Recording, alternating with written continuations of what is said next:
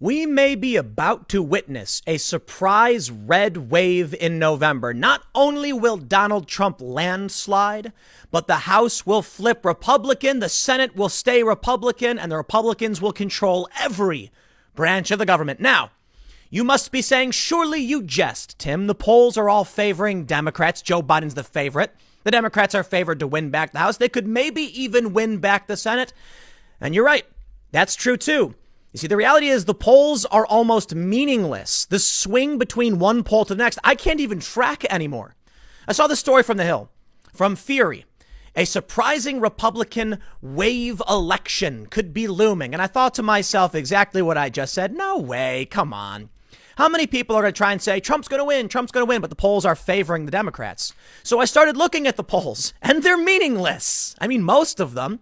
You got one poll, it's like Trump minus 17, another poll, Trump plus 3. No one has any idea about what's to come in November, especially with the mail-in voting fiasco. So I decided to ignore the polls and look at general sentiment. And what did I find? There are a lot of jurisdictions, a lot of districts and areas where support is for Trump. I recall that story from CNN from a little while ago. It was a Democrat stronghold. They had visited and found that even though these locals were going to vote Democrat in local elections, they were supporting Trump as president. And now we're seeing similar things in many different states. It appears in Ohio. We're seeing it in Minnesota. In fact, NBC News ran a story saying Trump could win Minnesota, lose 3 other major states, major swing states, and still beat Joe Biden so long as his other 2016 victories stay with him in 2020. Well, I don't know exactly what's going to happen, but I like to entertain some ideas as to why we may actually be looking at a looming red wave and Trump victory. I'm not going to be stupid enough to make this bold prediction like the Republicans will absolutely win.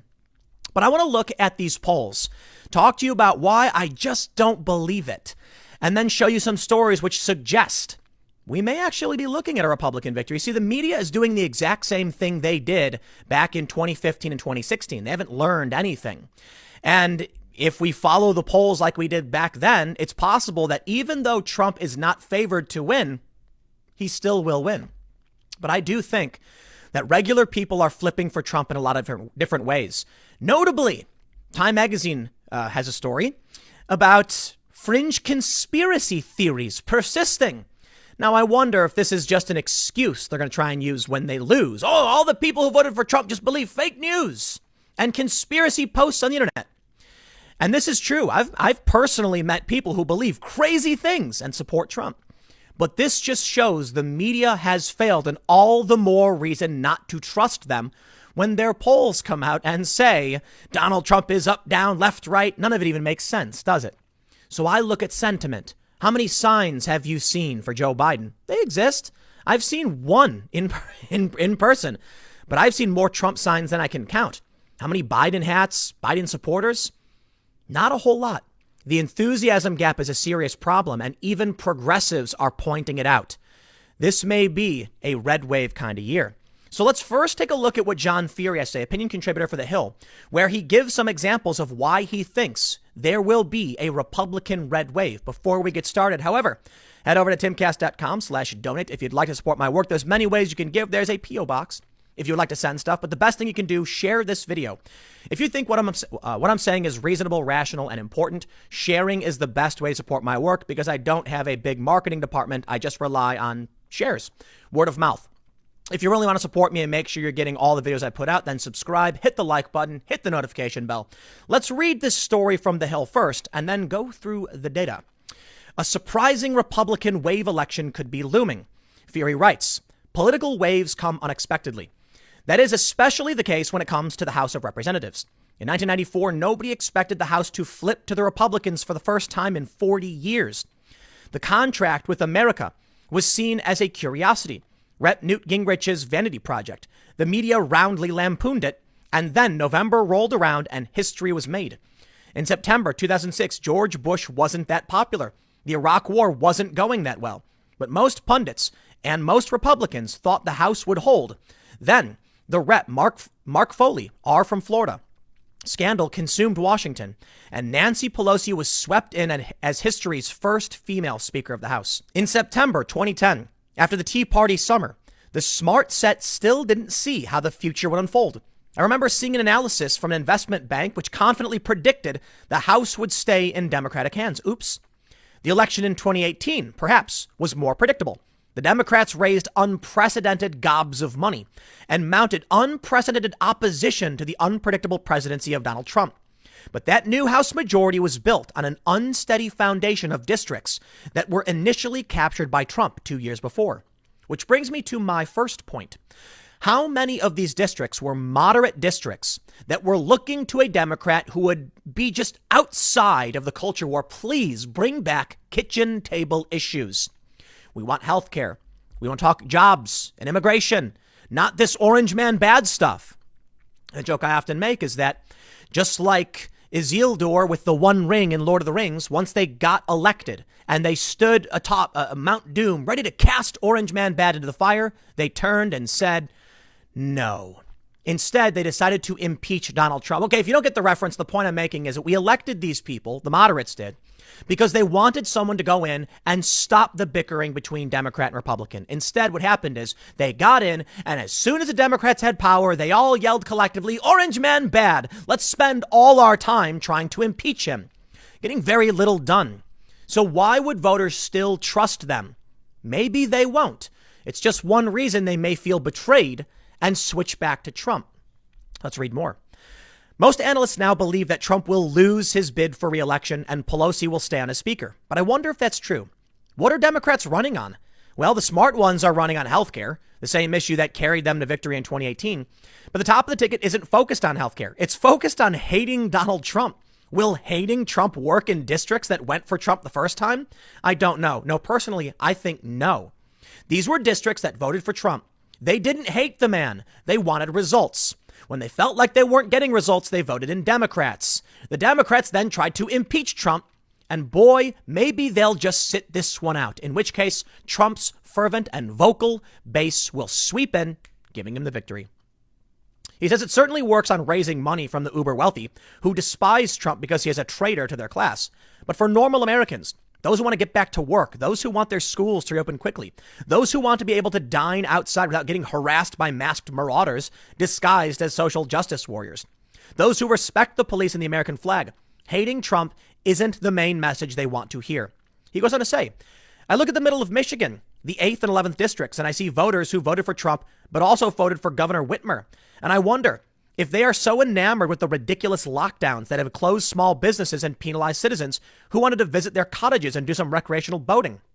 The fact that the governor's husband pulled a "do you know who I am" when he tried to get his own boat only made the situation worse for the Democrats in the Wolverine state. Not just that, but 400,000 people in Michigan have signed a petition to recall Governor Whitmer's to repeal Governor Whitmer's emergency powers. Suffice it to say, many of these people are not happy. And those people who signed that petition may get out enthusiastically for Donald Trump. He goes on to say, I look at Minnesota's 2nd district, and I think how the riots in Minnesota play in a part of the country that values law and order and believes strongly in the ideal of Minnesota nice. They might not love Trump there, but he beat Hillary Clinton by 1.5 points in the district, and Republicans are investing serious resources to win the state for the first time since Nixon in 1972.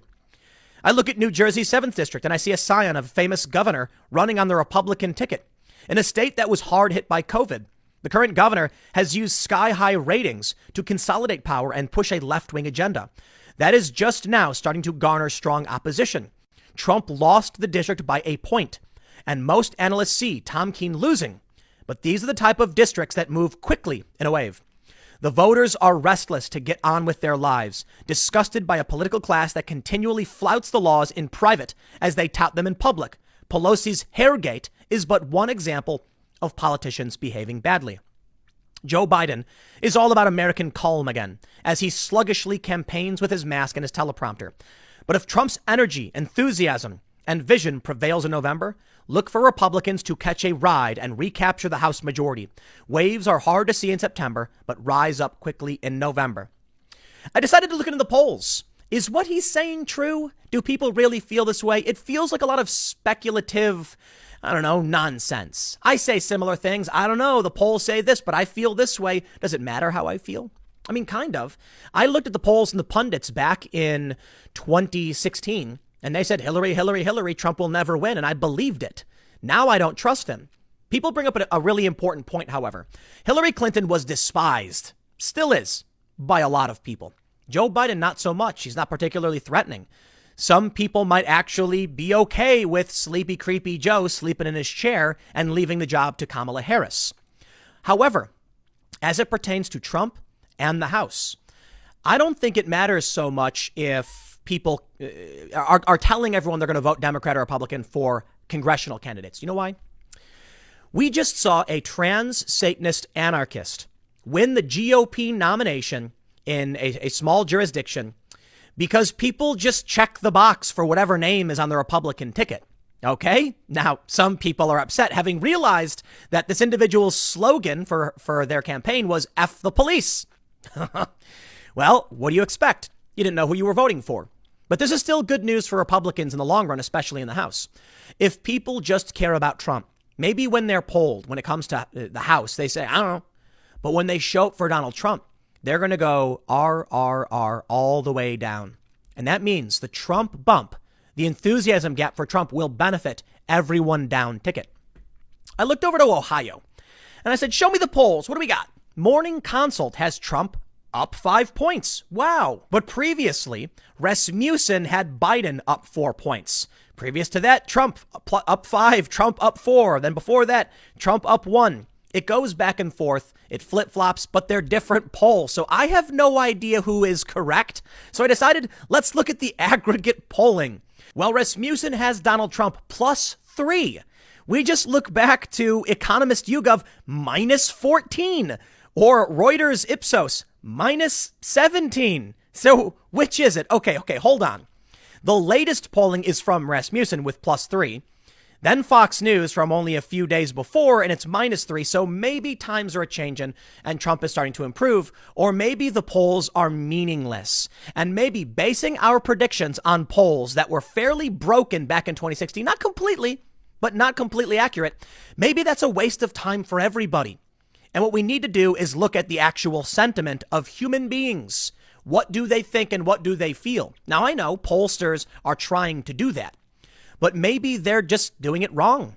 Okay, people said in 2016 that the pollsters were right, but the predictions were wrong. Okay, then maybe the predictions are wrong. Maybe they're still not accurately polling the Midwest. Maybe they're missing Trump's hardcore base, in which case, Trump gonna win. I tell you this, it's the economy, stupid. At the RCP average, the Real Clear Politics polling average for Donald Trump, he is winning on the economy, and he has basically always been winning on the economy, except for this period in 2017. Up until COVID hit, he was enjoying ridiculously high polling on the economy. The only poll in the aggregate right now that has Trump underwater is a left-leaning Democratic research organization with Trump -2. Grinnell Seltzer has Trump +11 on the economy. I'm willing to bet people are going to show up and they're going to say, I just want the cash. I don't care about the social justice. I don't care about Black Lives Matter. Money talks, BS walks. They're going to walk in and say, I know who lined my pocket with gold, and it wasn't the Democrats. And there's going to be a lot of people who show up, and when they vote, they're going to vote for Republicans on the congressional ticket. You know why? One of the big disadvantages Republicans had in 2018 was that Trump was not on the ballot, meaning when these Democrats showed up to vote, they showed up because they hated Trump. But Trump supporters weren't voting for Trump, so they didn't show up to support the Republicans. And thus, many of the Republicans ended up losing. Let's take a look at some polls that actually favor Trump, however. This one from NBC News, really, really shocking to me. Check this out. Trump is trying to flip Minnesota. He'll need the Iron Range. The historically blue area with a tradition of organized labor surprised the country when it swung for Trump in 2016. He will need to expand that margin this year. But although the title doesn't say it, they actually point out that Trump is kind of probably on track to win Minnesota. Check it out. They say When Norman Johnson started working as a miner on Minnesota's Iron Range in the 1970s, he kept his conservative political views to himself. By the time he retired this summer, he felt comfortable passing out Trump bumper stickers to coworkers and putting campaign signs in his front yard. For a long time, you were hard-pressed to find a Republican. Now they're all over the place, said Johnson, 65. Once reliably Democratic and home to strong labor unions, the Iron Range could now help deliver President Donald Trump's Minnesota's 10 electoral college votes, a flip that could help re-elect an incumbent facing difficult prospects in other important states. NBC News says, if Trump can flip Minnesota, he could lose Michigan, Wisconsin, and Pennsylvania to Joe Biden and still get reelected if he holds the rest of his 2016 victories. Maybe you saw the story. 6 cities in the Iron Range endorsed Donald Trump for re-election. And you got a guy, testimonial, one guy, sure, says there's Republicans all over the place. That sounds a lot like what other people are saying about seeing Trump flags everywhere. Maybe the sentiment and the anecdotes are better evidence than the pollsters. Maybe not. You know, the plural of anecdote is not data. Just someone telling us a story doesn't mean it's true. But I have to wonder, I really do, because we saw something similar in 2016. I remember hearing a story. Some personalities that I know who work in news and finance had told me that they were living in Europe and everything they saw in the media was everybody hates Trump. They flew back to the U.S. and they landed in North Carolina, where they saw nothing but Trump flags and Trump signs. And they thought to themselves, whoa, the media has to be wrong about this. This journalist class must be getting something wrong if all of these flags are everywhere. And yeah, they are. I bring you now to 60 Minutes. Donald Trump's conversations with Bob Woodward about coronavirus, Black Lives Matter, and nuclear war. In taped conversations with a Washington Post journalist, President Trump said he wanted to downplay the severity of the coronavirus. And the recordings reveal the president's view on how close the U.S. came to nuclear war with North Korea. Scott Pelley reports. Scott Pelley interviews journalist Bob Woodward. Journalist Scott Pelley interviews journalist. Journalist interviews journalist to complain about Donald Trump. Journalists say Orange Man bad. Is this supposed to convince me? Do I care what the ivory tower elites have to say? I don't. I don't care. When will these journalists learn that they represent this fringe group of privileged elites that do not represent or even understand regular working Americans? Apparently they never will. Because the joke I made was, this is it. The one thing America finally needed to wake up to the horrors of the Orange Man, a journalist interviewing a journalist complaining about Trump, as if that's something we haven't seen 50 billion times. Oh, we have. The Atlantic is noting it. The media learned nothing from 2016. The press hasn't broken its most destructive habits when it comes to covering Donald Trump. I love how there are like people waving their arms screaming in the media, like some people saying, stop doing these things.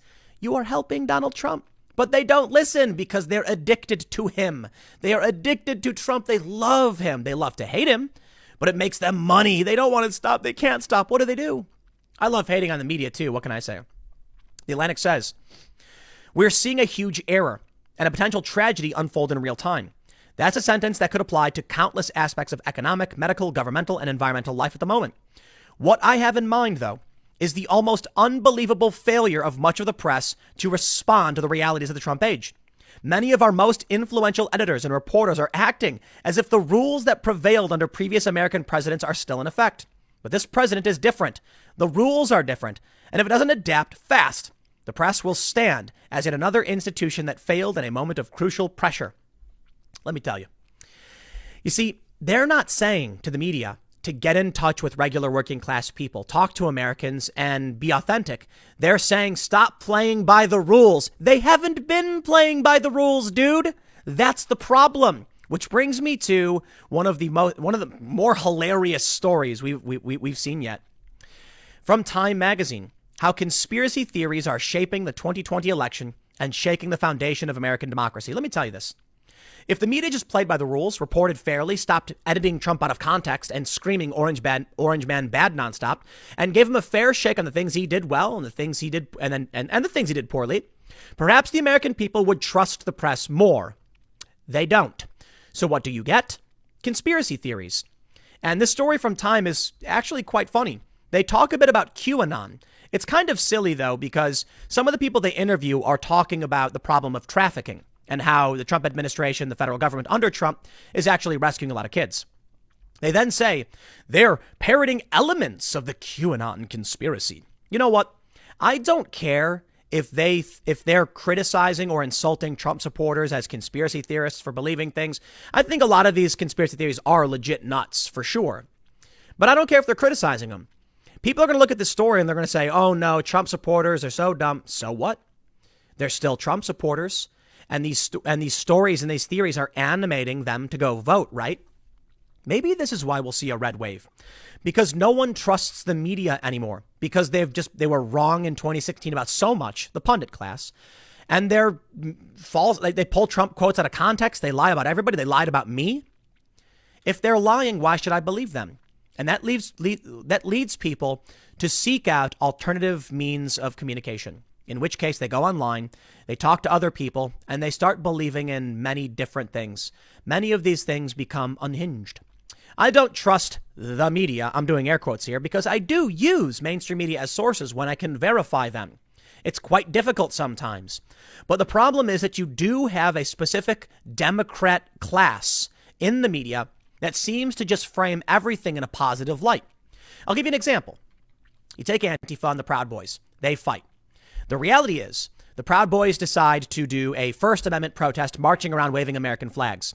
Antifa decides to confront them and start fights. This is a tendency. It's not always, but it typically is the case. Like 9 out of 10 times, 10 out of 10 times, it's Antifa showing up to confront Proud Boys who just want to walk around.